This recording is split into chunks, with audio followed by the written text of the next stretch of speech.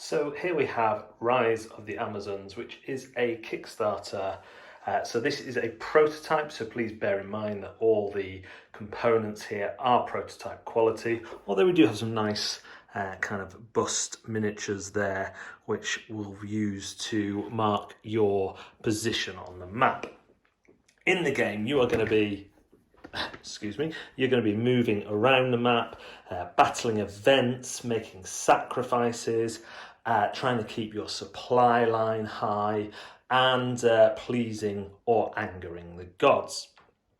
Basically, it is action selection, which you will do via your maps here. And at the minute, the action selection is done, is indicated by these reefs, which are usually victory points. These are not victory points, these are actions. So all your actions, battling, moving, sacrificing, supply, putting a flag down, claiming an area, moving via a port, consulting the oracle, and one more, which I'm forgetting right now. Which I'll come back to, is that's how much they cost. You've also got these events here which need to be battled by you, otherwise you're going to lose points at the end. This is to do with your starting setup, and then each player will have two special moves. When they use one, you just slide this over to indicate the other one is available. If you've used both, you remove the token, and then you have to refresh. That's what that does. I'm pretty sure that's what that does. The other building here, I think that refreshes your special abilities. So you have to go there to get your abilities back. This is how many action points you have, and one round will see you take turns taking one action until you're all down to 0, and then a new round will commence.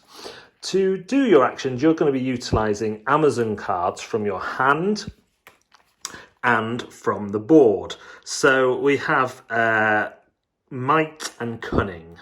So to do an event, you need to take into account might and cunning. So any events down here have 1 and 2 added to them, and we see a yellow and green one. So the current yellow and green events are disease, which has a might of 2 plus 1, so we'd need 3 might there, 4 plus 2, but 6 cunning. And the other one is Procrustes, who has 3 and 1 plus the stats on the map, and they're all worth victory points. Generally, the more victory points, the harder the event.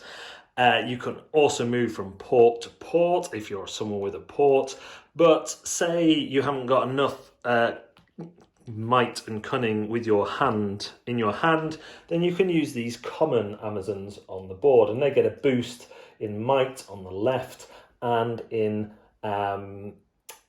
cunning on the right, and they also each have a special ability that they can be used for. So this one can be used for Amazon Omaki.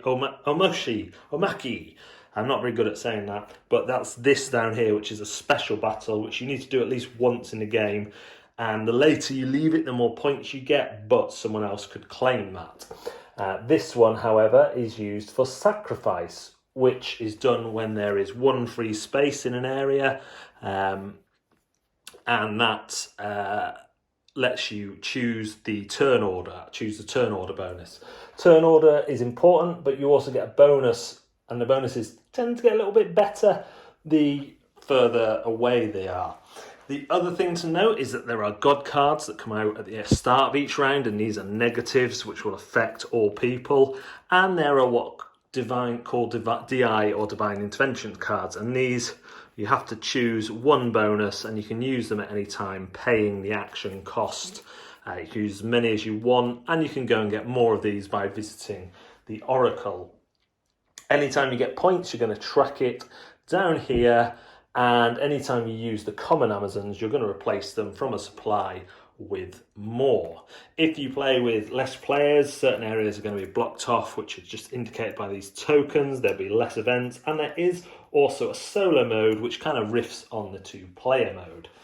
Once you've got through 3 rounds, you will total up all your points that you've scored during the game, take off any penalties like not completing things on here, add on where you finish in the end game, any DI cards with end game points, and also make sure that you have enough supply to get points at the end, and that you have done the Amazonomaki, which sounds like a kind of surname, and go from there. So the whole game, even with lots of players, isn't going to take long. This prototype copy comes with enough for 3 players. There is in the rules reference to a 4th player, because all your starting cards, Amazons, have certain roles. There's warrior, scout and princess in this prototype, but in the main game there will also be a mystic as well, so another player map. So it plays 1 to 4 players, and that's a very general overview of how you move, how you play the game. Rise of the Amazons is definitely a step up in, not complexity, but moving parts from Alcon after their last game, which was Xerxes, which I enjoyed, but ultimately was probably too light for my regular group that meets at the minute. This has got a lot of the right things going on. There is very little luck going on. I guess the luck of which Amazon's coming out, but you know there's very few kind of common Amazons, and each action apart from supply has 2 people. So you know you can do those pretty regularly. As soon as someone takes it, you've got a good chance of something else you need to do coming out.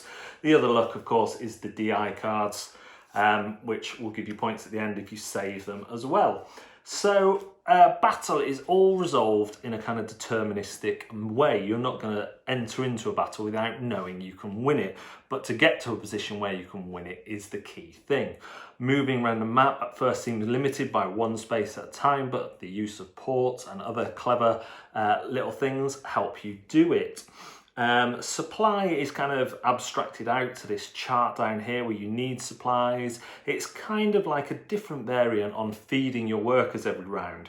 You can go a few rounds without getting supply, but you need to think about it before the end, otherwise you're going to lose victory points. And I kind of like that. It's kind of a bit more friendly than the kind of regularly having to feed your workers. At this stage, obviously, there is a little bit of confusion in the rule books about what terms mean what, but I expect that to be cleared up. And to be fair, as soon as I got the pieces for the board out and started looking at them and comparing them, I found my way with no problem.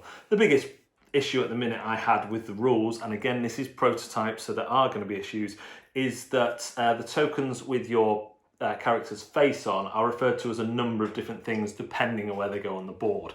As soon as you realise they're basically all the same, they might have different colours around the edges.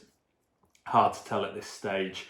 Yeah, I would just refer to them as general markers, I think. But I think, again, that might be a language difference because the rulebook was originally written not in English. So even with those kind of typical prototype difficulties, I got over them and the game scales well. It's a game that I've only been able to play at 1 and 2 players. However, I think it will only get better with more players as there's more battle for the different things. It's not area control as such because you're going to each area and doing something and removing something. You can put your flag in there once everything's out of that area.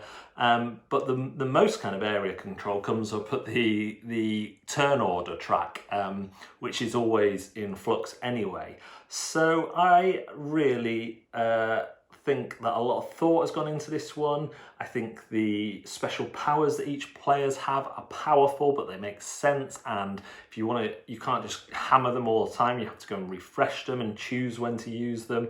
And I like the idea of having a certain allocation of action points, which you then use, and the way you use them is all slightly different. It's either going to cost you 1 or 2 as a base, and then if you start using common Amazons, it may add 1 or 2 onto that. But I like that they start having these different basic costs and things like that, and I like that you all have 10 points to use, but you can kind of manipulate that a little bit as well. It's a neat system.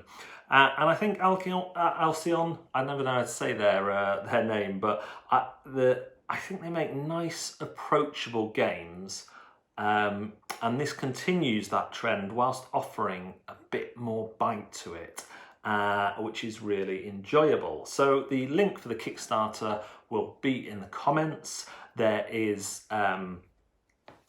more information on there, including information on the 4th player. But yeah, a solid Euro-style game with deterministic combat and minimal luck, which plays well from 1 to 2 players at least, and I can't see it getting any worse or more bogged down with more players. There'll just be a bit more competition and you'll have to plan your moves a little bit more tightly.